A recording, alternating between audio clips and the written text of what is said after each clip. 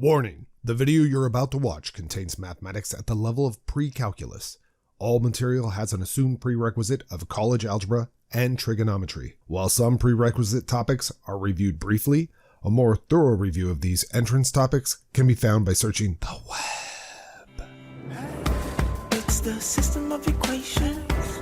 We must deal with them all at once. Always looking for solutions. Positive outlook overcome. Hello, my name is Roy Simpson, Professor of Mathematics at Cosumnes River College in Sacramento, California. This video is a review of your Law of Cosines from your trig course, and it is not meant to be a thorough delving into the Law of Cosines. It's assumed that you've actually had a full course in trigonometry. If you have not, I highly recommend watching my trigonometry playlist on YouTube, as it goes into greater detail with all the trig that we're going to be covering here.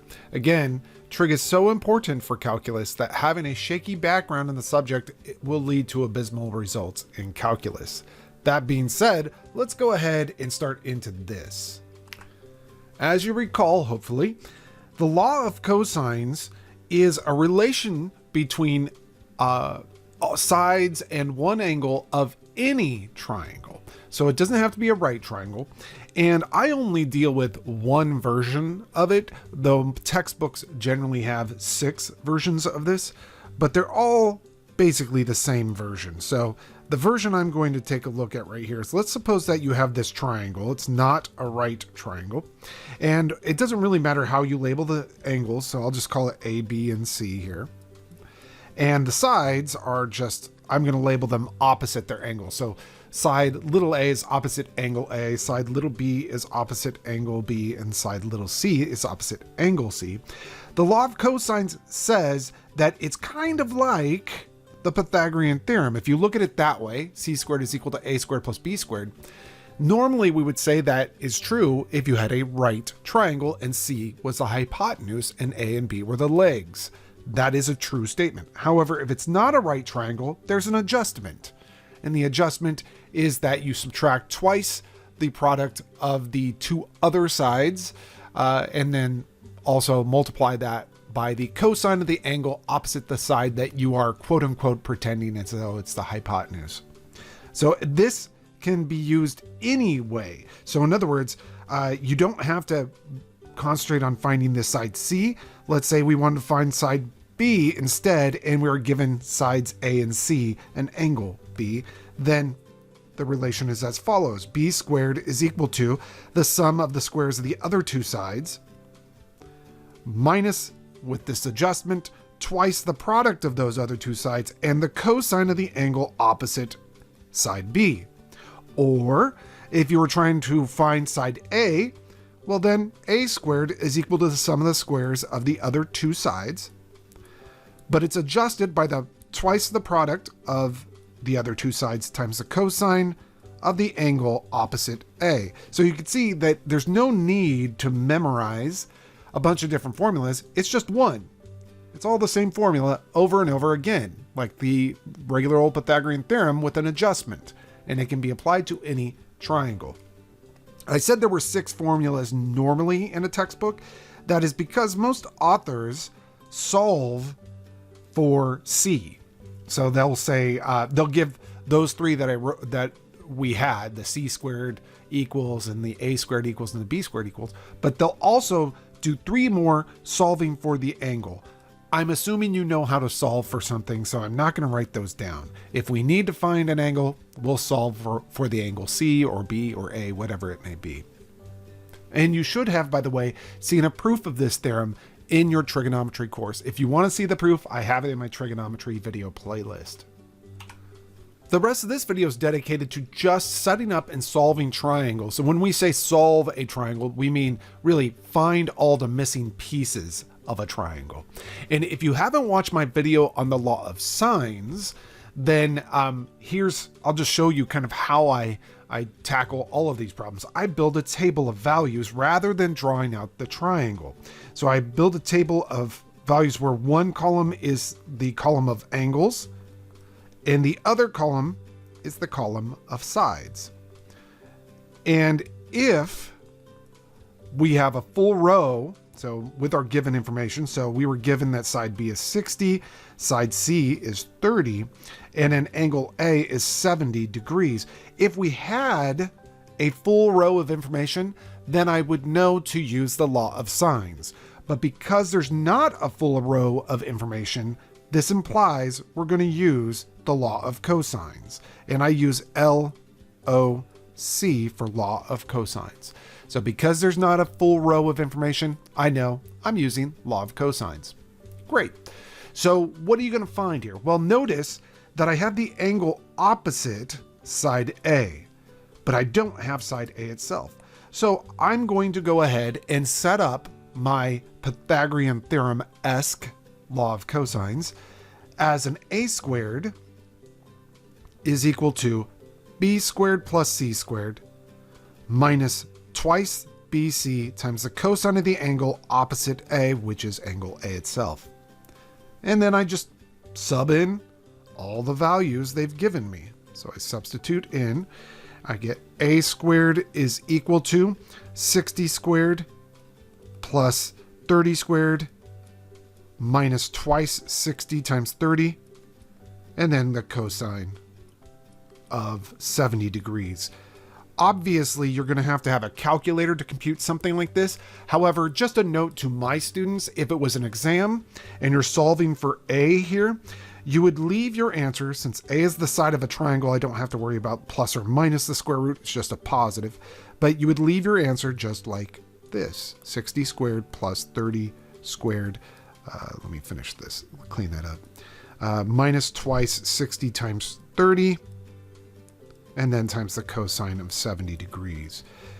The only time I would start to simplify is if, for example, that angle right there was one of our special angles, like a 30 or a 60 or a 45 degree angle, but it's not here, so I don't even bother. But again, that's if it were an exam. If it's a homework, definitely grab a calculator, compute this out.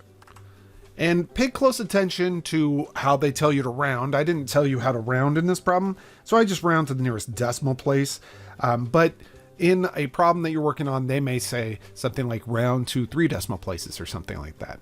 So we found the side A. That's 57.2. Well, we're not quite done. Let me actually use blue to write in the stuff that we find. So roughly 57.2. Now I need to find those other two angles. And here's where the law of cosines can be abandoned, but with a caveat. And it's kind of important, so I'm going to write it off to the side here and really try to impress upon you your options.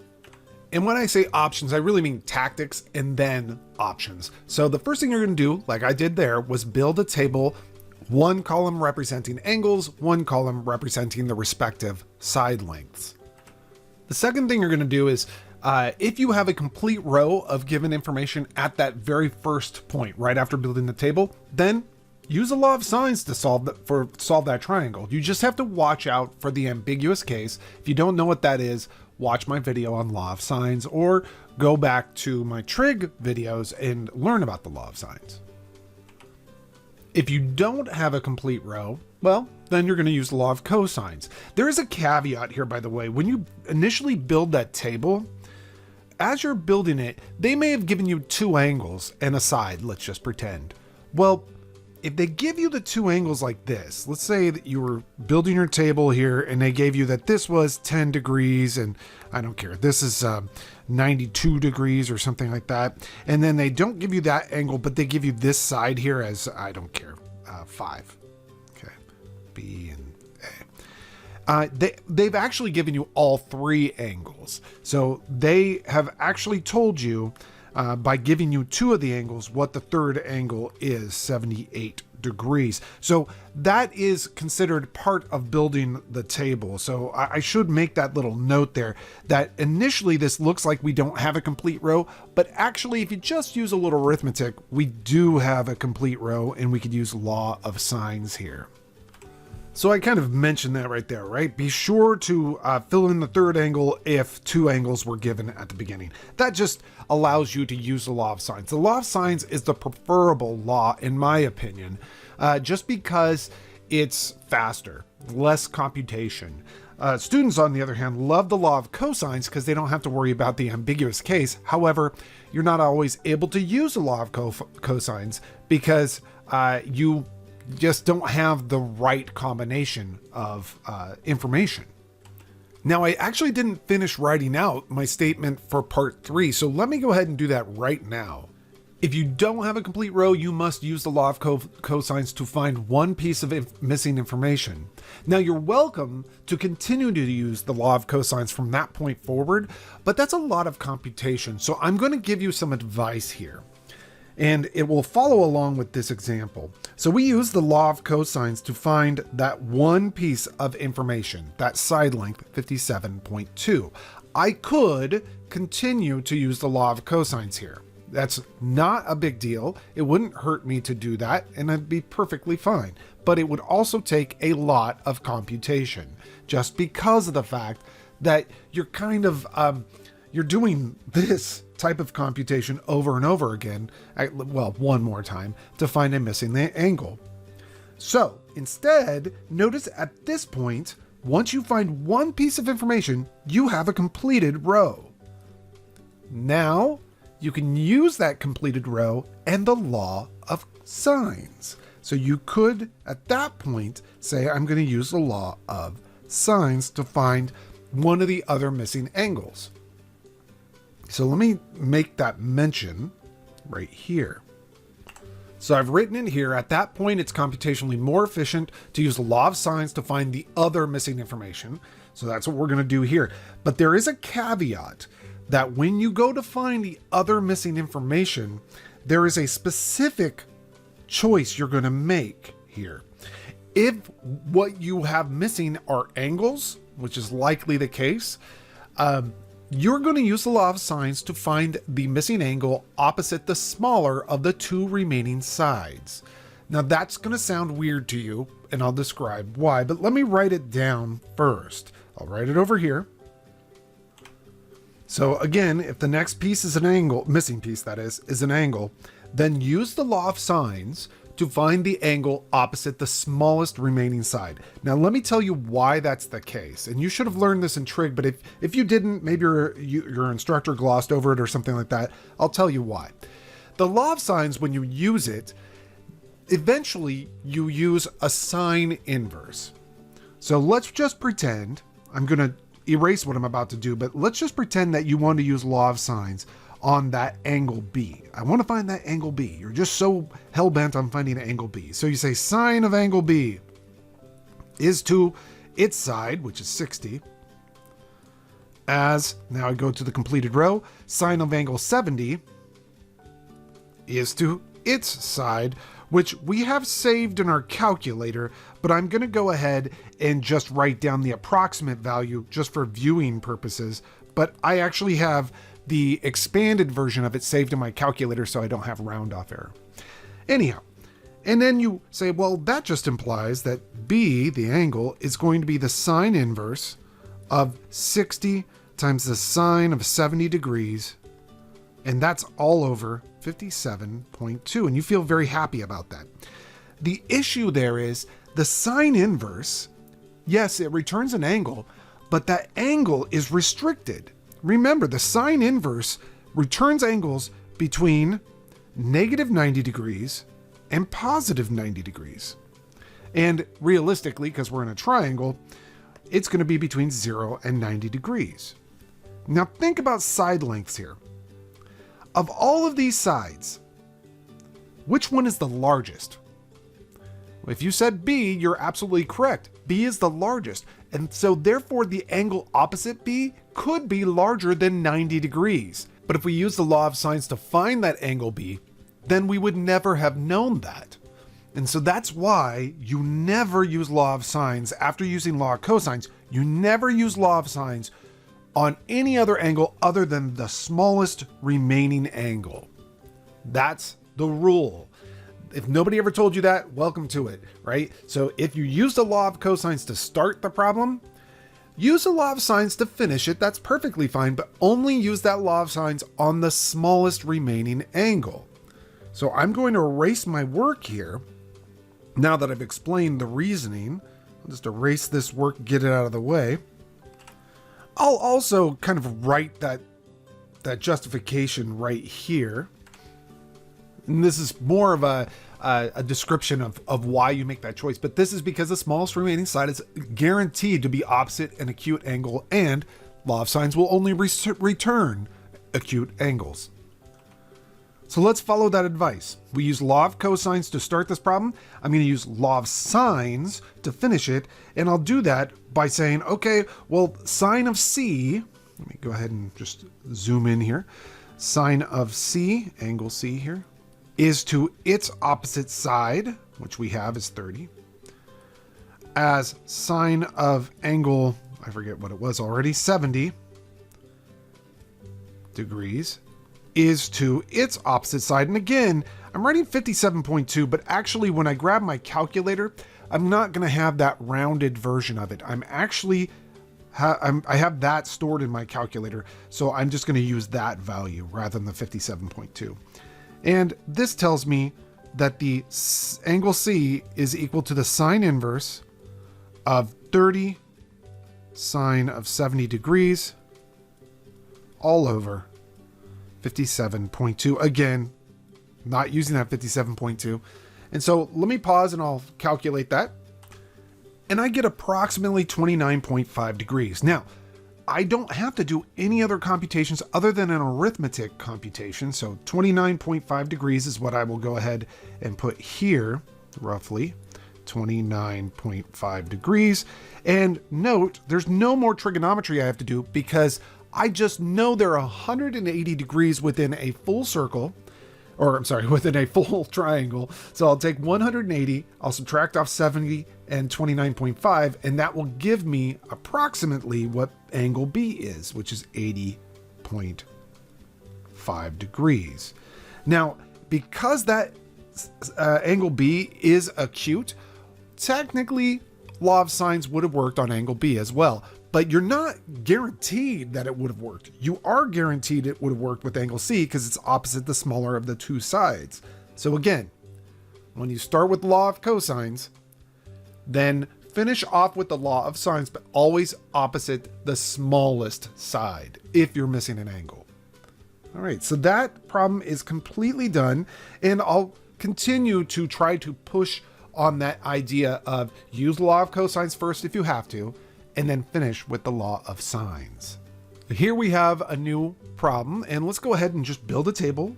We don't have to take all day, we can just quickly do it. A is equal to nothing that we know of yet. B is equal to 25 degrees, and angle C is equal to 98 degrees.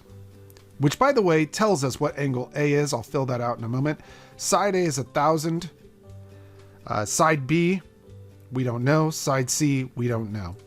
Now, in this case, because we have these two angles here, I can quickly compute this side or angle A here. That's going to be 57 degrees. So I just wrote it in blue, meaning that I computed that because they didn't hand that to me. Now you could see that I actually have a completed row. So you could totally use law of sines here to finish out this problem. So don't just stick to law of cosines because it guarantees a non-ambiguous answer. Use law of sines. And in this case, when you're not missing an angle, law of sines is perfect because there's no ambiguity when you're not missing an angle. You only get ambiguities when you're missing angles with law of sines. So let's go ahead and just finish this out using law of sines. There's no need to use law of cosines here. Side B is to the sine of angle B, as side A is to the sine of angle A. And now we can just go ahead and solve for B. This implies that B is equal to 1,000 sine of 25 degrees over sine of 57 degrees, and now grab a calculator. And I should say it's going to be approximately. And I get 503.9 is what it's approximately equal to. 503.9. And I will use the same mathematics to find side C. In fact, I steal a lot of it just from my handwriting above. It's going to be 1,000 sine of the angle opposite C, which is 98 degrees, and then divided by sine of 57 degrees. So really not very much I have to change there. And then I go to my calculator. And I get approximately 1,180.8. So I'll write that in here. Notice, do a little logic check at the end. Notice the largest side is opposite the largest angle. That totally makes sense. The smallest side is opposite the smallest angle. So logically, this makes sense. I'm okay with that. So this is a great example of don't always knee-jerk to using the law of cosines if you don't have to. The final example in this video is if you're given the information where you don't have an angle. And this, I think, as far as law of cosines goes, is pretty much the worst case scenario. It's still not bad. It's just the worst case scenario for law of cosines. So we have angle A, angle B, angle C, none of which were handed to us. And then we have side A, which is 10, side B, which is 12, and side C, which is 16. Now, I know I'm going to use law of cosines here because I do not have a complete row of anything. So I know I'm going to use law of cosines. There's no choice. However, I can make a wise choice on which angle to find. I will find the angle opposite the largest side. The reason why is because that way, if there is an obtuse angle within this triangle, I let law of cosines give it to me. Because remember, law of cosines deals with the cosine, and you're going to eventually take the cosine inverse, and the cosine inverse can return angles between 0 degrees and 180 degrees. And that covers all the bases for all angles that could be within a triangle. So this will actually return the appropriate angle for angle C. So let's set it up.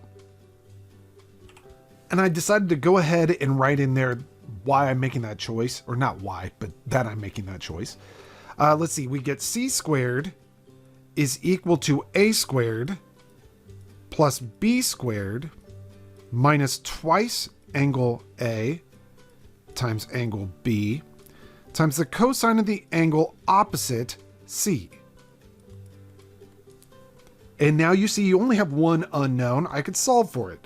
And this is that case where I was mentioning earlier. I do not write down all the formulas because you could do this arithmetic pretty darn easily. And there's no point in memorizing and cluttering your brain with more memorization, which I think is silly. Right? So we get down there and now we know we can take the cosine inverse of both sides.